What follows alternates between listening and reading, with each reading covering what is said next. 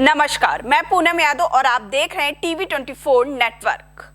पश्चिम बंगाल विधानसभा चुनाव 2026 का महासंग्राम अब अपने आखिरी पड़ाव पर पहुंच चुका है।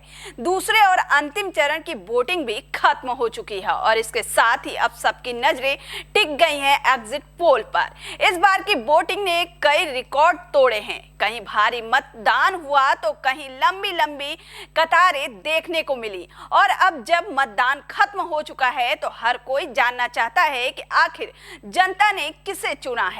लेकिन यहाँ एक बड़ा सवाल भी खड़ा होता है, क्या एग्जिट पोल सच में जनता के मूड को सही पकड़ पाते हैं या फिर ये सिर्फ एक अनुमान बनकर रह जाते हैं।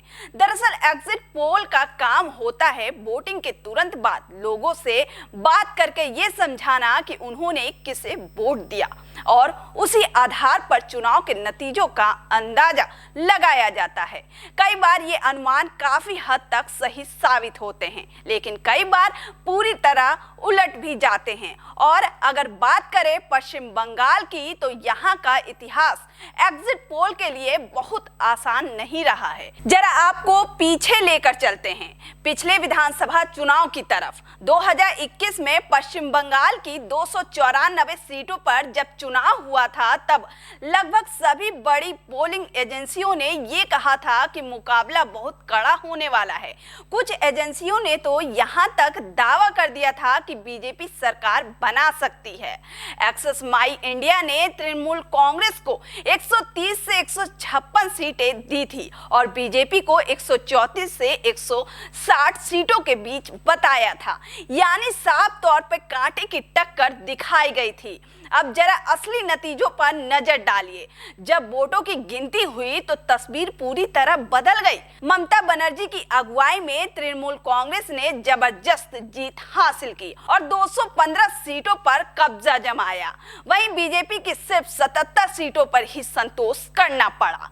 यानी जो एजेंसियां कांटे की टक्कर बता रही थी वहां एक तरफा मुकाबला निकल गया और जो एजेंसियां बीजेपी की सरकार बना रही थी उनका अनुमान पूरी तरह गलत साबित हुआ। सी वोटर और एक्सेस माई इंडिया ने भले ही टीएमसी को आगे दिखाया, लेकिन उन्होंने भी उसकी जीत के अंतर को काफी कम आंका। यानी साफ है कि बंगाल की सियासत को समझना इतना आसान नहीं है। वहीं अब बात करते हैं लोकसभा चुनाव 2024 की, तो यहाँ भी एग्जिट पोल और असली नतीजों के बीच बड़ा फर्क देखने को मिला। कई एजेंसियों ने बीजेपी को बढ़त दिखाई थी, लेकिन अब जब नतीजे आए तो तस्वीर कुछ और ही निकली। ममता बनर्जी की तृणमूल कांग्रेस ने शानदार प्रदर्शन किया और 42 में से 29 सीटों पर जीत दर्ज की, जबकि बीजेपी को सिर्फ 12 सीटों पर ही जीत मिल पाई।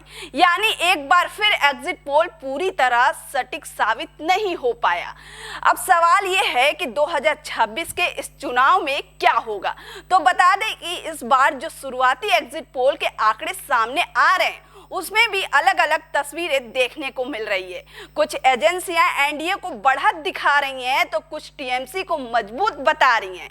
इस बार बंगाल का चुनाव थोड़ा अलग है। टीएमसी 15 साल से सत्ता में है, इसीलिए विरोधी लहर का बोझ उसके ऊपर है। बीजेपी ने इस बार रणनीति बदली है, राष्ट्रीय मुद्दों के बजाय डबल इंजन सरकार और औद्योगिकीकरण पर जोर दे रही है ताकि टीएमसी की प्रत्यक्ष लाभ वाली योजनाओं का मुकाबला किया जा सके। लेकिन चुनाव में विवाद भी रहा। एसआईआर के तहत वोटर लिस्ट से करीब 90 से 91 लाख नाम कट गए, जो कुल मतदाताओं का लगभग 12% है। बीजेपी इसे वोटर लिस्ट साफ करने का जरूरी कदम बता रही है, तो वहीं टीएमसी इसे लोकतंत्र पर हमला कर रही है। फिलहाल हर एजेंसियों का अपना अपना आंकड़ा है और हर कोई अपनी अपनी गणित के हिसाब से नतीजे बता रहा है, लेकिन असली सच्चाई क्या है ये तो 4 मई को ही सामने आएगी। जब वोटरों की गिनती होगी तब पता चलेगा कि जनता ने किसे अपना भरोसा दिया और किसे नकार दिया। फिलहाल एग्जिट पोल ने सियासी हलचल जरूर तेज कर दी है। पार्टियों के दफ्तर में बैठकों का दौर भी शुरू हो चुका है, रणनीतियां बनाई जा रही हैं और हर कोई अपने अपने दावे दावे कर रहा है। लेकिन इतिहास यही कहता है कि बंगाल में एग्जिट पोल पर आंख बंद करके भरोसा करना थोड़ा मुश्किल होगा, क्योंकि यहाँ की जनता कई बार चौंकाने वाले फैसले ले चुकी है। और यही वजह है कि इस बार भी सभी की नजरें 4 मई पर टिकी हैं, क्योंकि असली फैसला वही होगा। फिलहाल एग्जिट पोल पर आपकी क्या राय है, हमें कमेंट में जरूर बताएं।